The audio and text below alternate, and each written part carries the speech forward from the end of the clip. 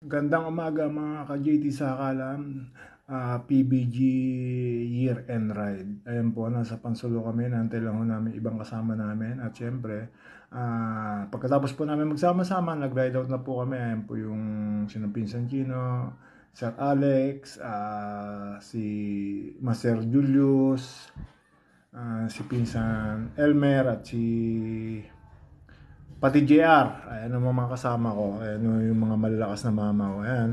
Siyempre, mekos-mekos lang po yan, dire-diretso lang po kami dyan, ayan si Pisa Elmer. Pasayang kalsada na yan ay mekos-mekos lang at siyempre magpapakita ang bida. Ayan po si JT Saka lang, pakit lagi at after po noon, ayan, Pinsan Chino na Platano, hindi pa po kami nakakalayo at after po niyan, 1-0, ayan, pinagtutulong-tulungan namin, minamdali pagbomba, ayan po, nasa malapit lang po kami dyan, tapos po niyan, ayan, madilim pa po yan, basta mekos-mekos na yan, ingat po sa lagi sa magdadrive, ayan po, may nakita ko kami banggaan dyan sa may anos, isang AUV, isang kotse, nakakaawa naman po, Magandang New Year, tapos yan, namin, katuwa lang to, pero mula kasi yung nagdadrive pa mga PDG, may namin, mag-assist namin, katapos namin, mag-assist namin,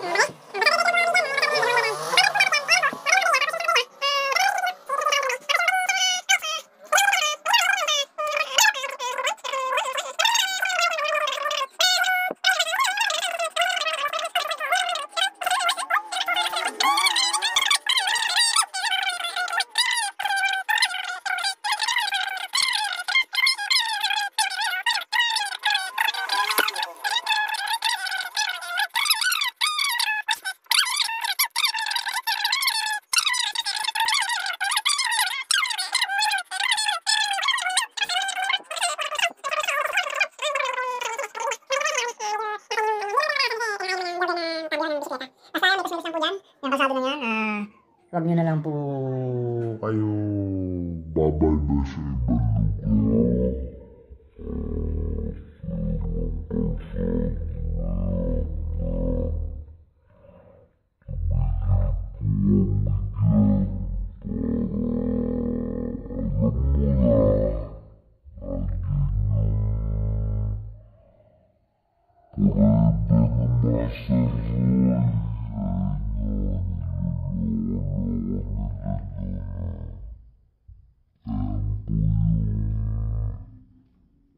Nagtataga po ng buko yung babaeng dalaga maputi. Kami nagkakatawanan dyan. Stopover namin yan. Diyan po kami nag-stopover. Pero ayan si ate. Shoutout si ate na napakalaki na itak mo. Tapos after po namin magbuko, nag-ride out na ko kami. Ayan. Medyo, siyempre, rolling na yan kasi medyo nakaangat na kami sa medyo mataas na kalsada. Pero marami pa akong ahonin yan. Pero banal lang.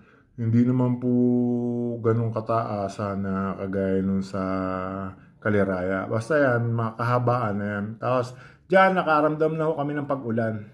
Kala nyo lang tuyo yung kalsada, pero marami na ho dyang patak ng ulan. Mekos-mekos lang po kami dyan, tornado na yan. More mazala, mga inzan. At yan, basta ang ganit na pong pumidal dyan. Kaya medyo mabagal na kami. Tapos ayan, nakita namin kalsadang matubig-tubig na kasi kauulan lang.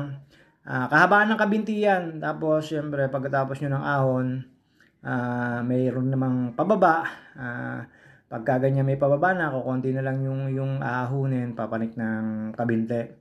Basta sundan nyo lang po yung kalsada na yan. Huwag po kayo liligo at syempre, pag lumiko ho kayo, baka pumunta ng Kaliraya. Dapat pagdating nyo dun sa may kabinte, kakanan ho kayo, papuntang Luciana. Basta yan, mekos-mekos lang po kami dyan. Diyan nagkahiwa-hiwalay na kami kasi palusong, tapos kanya-kanyang ayun na po yung kabinte. Basta yan, kakanan lang po kayo dyan sa kabinte. Wag po kayo didiretso dyan kasi papunta ng Kaliraya. Yan, kanan lang po dyan. Bari ng kabinte yan, hindi ko na kinuna ng yung pinaka nila. Kasi, siyempre, kami na baka umulan. At after po ng kabinte, ayan, parang boundaryhan na yan ng Kabinti to ano. Basta yan, nandyan na ho kami sa Banahaw Loop na yan. Yung mga bundok na yan, Banahaw na yan. Basta yung kalsada na yan, pag nakita nyo na po yung ano, yung mga binebentang, ano man tawag ito, yung bibingka. Ayun na po, syempre. Pahinga-pahinga yan kasi pa Lusong, JT sa Kalam. Shoutout nga pala kay Lawrence, sa jowa niya. At kay Liam at kay Vincent, mga Romeo Attack.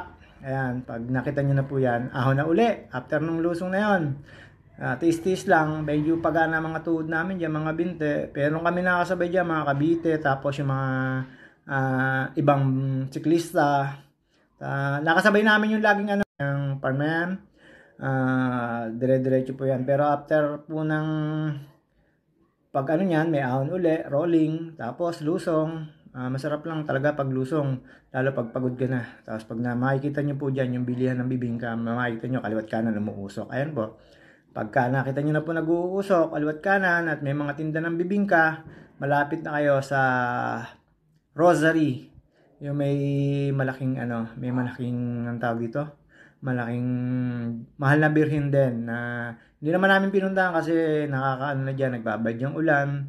At ayan po, aahon uli.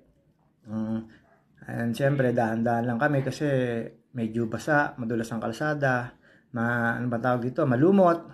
Kaya ayan, tapos po namin naman yan. Tapos after nyan, ayan na po yung rosary sinasabi ko na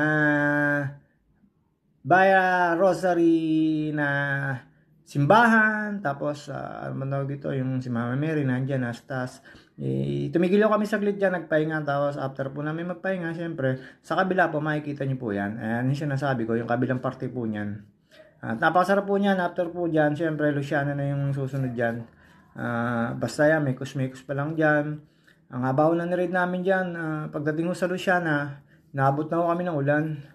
Ayan, rolling na yan. Tapos recovery, ibig sabihin niya malapit na kayo. Ayan yung Luciana. Di ko na rin po tinapos yung ano dyan, yung video dyan. Basta dire-diretso lang, mekos-mekos lang kami dyan. Ayan po yung Luciana na. Ayan, loob po na Luciana yan. At after po ng Luciana, siyempre ang susunod dyan, Quezon na. At ayan po, sakop na po yan ng Luciana pa rin. Basta yan, hindi pa kami naabot ng ulan dyan. Doon sa may papuntang Lukban na ho kami inaabot ng ulan na yan. Nakita ko po yung dalawa. Ayan po yung sinasabi ko, laging kasama ni Ian Howe, yung nasa kanan. Tapos yan yung nasa kaliwa, yan yung Trinks Cavite Bikers, taga Las Piñas pa raw sila. Dasma o Las Piñas. Basta yan. Straight nyo lang yung kalsada na yan. Tapos makikita nyo yan, malalampasan nyo yung Coliseum na yan ng Luciana. Sabungan po yan. Tapos yan, ganyan na ho kalapad yung kalsada nila. Hindi naman ho kayo maano dyan kasi pwede naman ho kayo sa tabi. Hindi ho kayo mahagip ng mga sasakyan. Maliban na lang na gumit na kayo. Kaya sabi ko sa ibang bikers, mag-ingat na lang. At after po dyan, siyempre, dire-diretso lang yan. Rolling na yan, ang pababa. Tapos papakita ang bida with Pinsan Chino. Lagi kong kasabay, si Pinsan Chino sa Kalam at si Pinsan Elmer. At yan, after po nyan, may crossing, dyan na po kami naabot ng ulan. Kaya nag-decide kami na kumain na kami, na makalampas kami dyan. Biglang nagka-checkpoint dyan. Pero nanabi na kami dyan. Siyempre, ayun na, nakikita nyo sa cellphone ko, pumapatak na yung ulan. Kaya kami nagharap ng matitigilan dyan. At after namin kumain doon, ride out na uli. Meron na kami tinigilan ni Pinsan Elmer dyan. Ayan, after namin kumain. Hindi pa ako kami nakakalayo. Tumigil na ako kami ni Pinsan Elmer. At ayan yung bahay na parang may bagyo. Hindi po kami makalis. Kaya hindi kami makasugal kasi medyo pagod na. Pagana yung mga binte. Kaya stay put lang kami dyan. Nagantay kami. Tapos nagpa-soft drinks si Pinsan Elmer. Ayan. Nagantay lang kami ng pagtila.